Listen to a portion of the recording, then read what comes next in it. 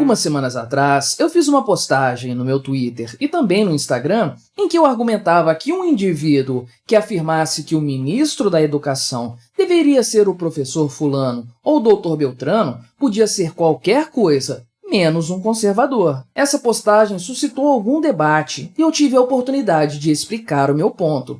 Aceitar que algo como um Ministério da Educação deve existir e que, portanto, devemos escolher um bom ministro para chefiar essa pasta implica, obrigatoriamente, em aceitar que o Estado tenha o poder de entrar em nossas casas para determinar como nós devemos educar nossos filhos e o que eles devem aprender. E, para mim, não existe nada menos conservador do que essa intrusão estatal em nossas vidas. E é por isso que hoje eu quero falar um pouco sobre o problema que são os conservadores estatistas. E falando em redes sociais, não se esqueça de me seguir no Twitter e no Instagram, e também no Telegram, essas informações que estão aparecendo aí na tela. Se inscreva no meu canal, caso você ainda não seja inscrito, para me ajudar a atingir a marca de 4.000 seguidores aqui no YouTube. E é claro, se você quiser colaborar com o meu trabalho de forma financeira, você pode se tornar membro deste canal, com valores a partir de R$ 1,99 por mês. Assim, você terá acesso ao nosso Discord e também a estes vídeos de forma antecipada. De qualquer forma, o seu like e o seu comentário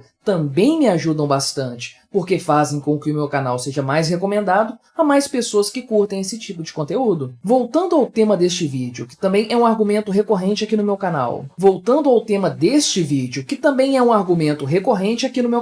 Eu considero como um dos grandes problemas do pensamento conservador o fato de que muitos conservadores, ou melhor, muitos auto-intitulados conservadores, considerarem o Estado não só como necessário, mas como útil, como uma ferramenta moral para a evolução da nossa sociedade. Em outras palavras, não se tratam apenas de conservadores liberais que acreditam num Estado mínimo, limitado a umas poucas funções. Não, estamos falando também de pseudo-conservadores que acreditam que o Estado deve determinar o comportamento da sociedade, tanto no aspecto econômico quanto no aspecto moral. Sabe, aquela coisa de que o direito coletivo deve prevalecer sobre o direito individual. Talvez seja desnecessário eu pontuar o quanto eu discordo desses temas. Afinal de contas, como eu já deixei claro nesse vídeo que está aparecendo aí na tela, eu me classifico como um libertário conservador, ou seja, eu acredito que a ética libertária seja a base sólida sobre a qual o verdadeiro conservadorismo deve ser construído. Dessa forma, a ideia da simples existência do Estado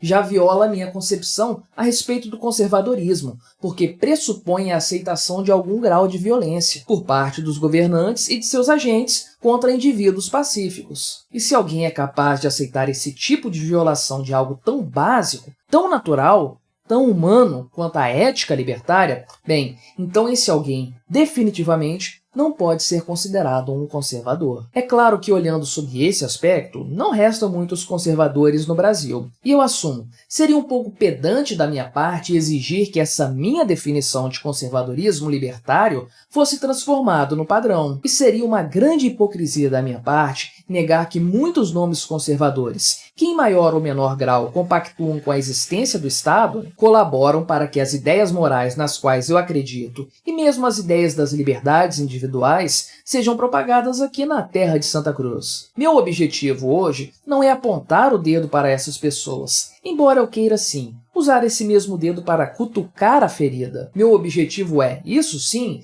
demonstrar os motivos pelos quais eu acredito que a crença na ação do Estado é a maior armadilha contra o conservadorismo que já foi concebida pelo ser humano. As ideias que podem ser consideradas como conservadoras eram, há não muito tempo, a normalidade em nossa sociedade. De fato, até hoje, uma grande parte da população brasileira tem um posicionamento mais conservador do que progressista, embora esta vertente do pensamento de esquerda tenha ocupado cada vez mais espaço. Pois bem, não é absurdo pensar, portanto, que o conservadorismo, ou seja, o desejo de se preservar as instituições humanas e o senso moral padrão de uma sociedade, seja algo espontâneo, algo que surgiu naturalmente ao longo do tempo e que foi aceito de forma voluntária pelas pessoas, como o código moral preferencial a ser seguido por todos. Em algum momento, porém, as ideias progressistas começaram a ganhar força. Conforme eu já falei em outro vídeo aqui do meu canal, de nome Os Dois Caminhos para a Servidão, e que está aparecendo aí na sua tela, o progressismo surgiu com um discurso de valorização de certas liberdades e de luta contra alguns tipos de abusos que eram, sim, cometidos. O fato, porém, é que lutar pelos direitos fundamentais dos indivíduos nunca foi o objetivo dos progressistas. Como eu disse naquele vídeo, essa visão moral de mundo que busca relativizar todo o alicerce social estabelecido anteriormente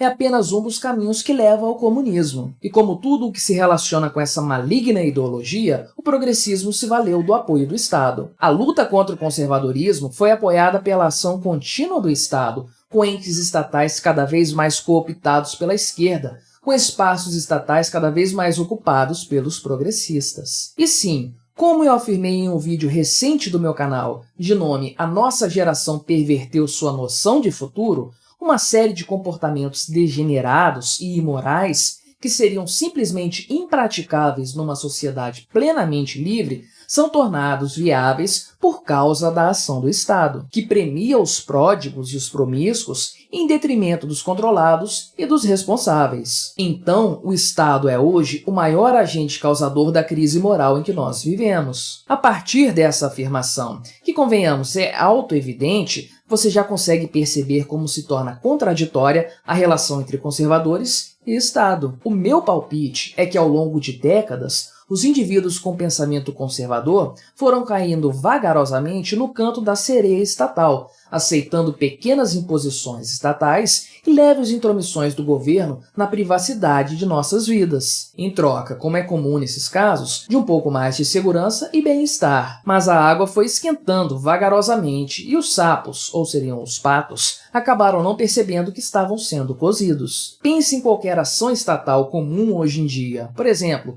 o impedimento de se educar um filho em casa, ou a proibição do exercício de determinada atividade econômica pela falta de um papel qualquer, ou a exigência de que todos os trabalhos ditos não essenciais não sejam executados por um período X de tempo. Agora, imagine qual seria a reação de qualquer conservador do final do século XIX ou início do século XX se confrontado com a possibilidade de o Estado tomar qualquer uma dessas atitudes. Certamente, tal conservador chegaria ao ponto de rasgar as vestes como reação a uma violência estatal tão grande. Contudo, acredite se quiser, muito sujeito que se diz conservador defende uma ou mais dessas ações estatais. Além disso, é curioso pensar como muitas pautas pelas quais os conservadores hoje lutam, por exemplo, o direito de possuir armas de fogo, seriam consideradas um estado de escravidão por antigos conservadores. Afinal de contas, para um típico sujeito brasileiro do início do século passado, seria considerado um insulto à sua liberdade não poder comprar a arma de fogo que quisesse para proteger a si próprio e a sua família. E nós, hoje em dia, estamos aí, lutando para conseguir comprar um 38. Me diz, dá para negar que nós perdemos algo no meio do caminho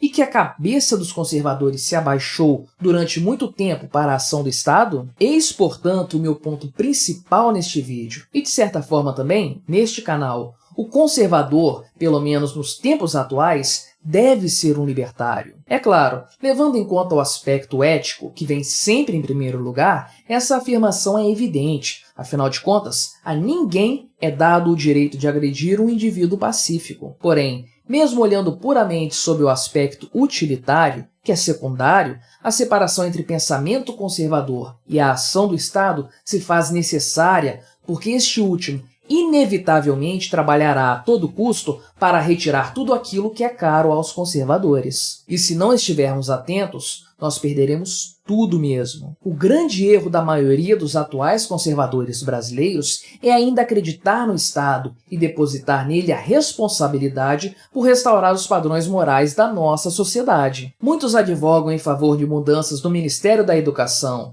ou então em favor da nomeação da fulana de tal para o Ministério dos Direitos Humanos, ou então debatem sobre a inclusão ou não da educação religiosa na base comum curricular, ou mesmo argumentam a respeito de quais projetos culturais deveriam ser beneficiados pela Lei Rouanet. Não, meus caros amigos conservadores, Ministério da Educação, Base Comum Curricular, Ministério dos Direitos Humanos, Lei Rouanet, nada disso deveria existir. Um conservador não debate sobre a utilização dessas estatísticas, porque elas são armadilhas para a liberdade humana. Um conservador deve argumentar apenas em favor da extinção completa desse tipo de coisa. Se, por um lado, o libertário deve defender a liberdade humana e o respeito à propriedade privada de forma intransigente, o conservador também deve ser intransigente no que diz respeito à defesa de suas bases morais. E negociar com o Estado, ceder às suas imposições, curvar-se às suas determinações é fazer pacto com o diabo. O objetivo único do Estado é retirar nossas liberdades e minar nossas bases morais. Essas bases que surgiram espontaneamente ao longo de séculos e que viabilizaram a construção sólida de nossa sociedade ocidental. É para isso que o Estado existe, e qualquer conservador que aposte suas fichas no Estado será apenas traído em suas expectativas. Sem perceber, esse tipo de conservador está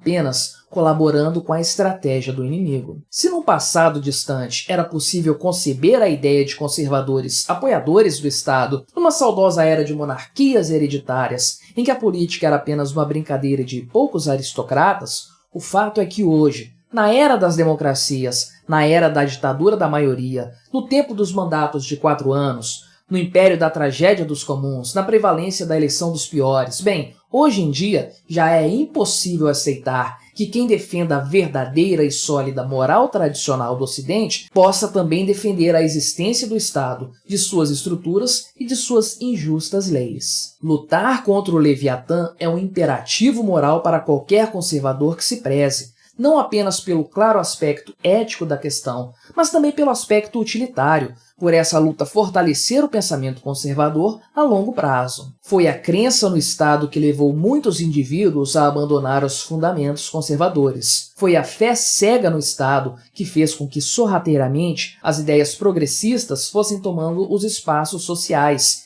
implementando práticas e comportamentos que, na ausência do Estado, jamais poderiam prosperar, mas que, com o apoio deste, florescem e se espalham cada vez mais. Foi a aceitação passiva de que um ente fundamentalmente antiético e violento pudesse existir, devendo inclusive ser respeitado, que fez ruir o edifício da moral conservadora, num processo de erosão que levou décadas para acontecer e que se desenvolveu debaixo dos nossos narizes. É por isso, meus amados, que eu defendo a ideia de que o verdadeiro conservadorismo precisa ser fundamentado numa sólida base libertária, no intransigente respeito à liberdade dos indivíduos, como um alicerce ético de uma construção moral. É por isso que eu defendo a aliança entre a ética libertária e a moral conservadora como a única forma coerente de buscarmos a liberdade e preservarmos tudo o que a nossa civilização construiu até hoje, ambos aspectos terrivelmente ameaçados em nossos tempos pela danosa e criminosa ação do Estado,